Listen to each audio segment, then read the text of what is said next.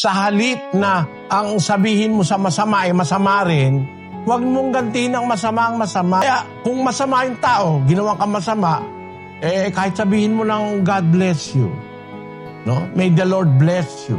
May the Lord enlighten you. Hindi masama. Naniniwala ako na kung sinasabi mo yon sa budhing malinis, walang sarcasm, may God bless you. Maaring tumalab yun. Yun pumapatay kay Kristo, Ama, patawarin mo sila. Napatawad yun eh. Yun pumapatay kay San Esteban, Panginoon, wag mong ibilang sa kanila ito. Pinakinggan ng Diyos si San Esteban. Tapos, yung panahon naman ni Pablo sa kanyang unang pagsasanggalang, sino man walang kumampi sa akin. Sabi niya, bagkus pinabayaan ako ng lahat ng mga kasama niya noon, pinabayaan siya mag-isa.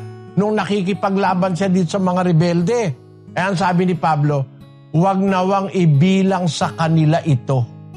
Hindi nga naibilang sa iba. Pinakinggan ng Diyos yun. Kaya kahit kaaway mo pa, halimbawa, sinabi mo from heart na sana patawarin ka, may God bless you. Hindi masama yun, kapatid.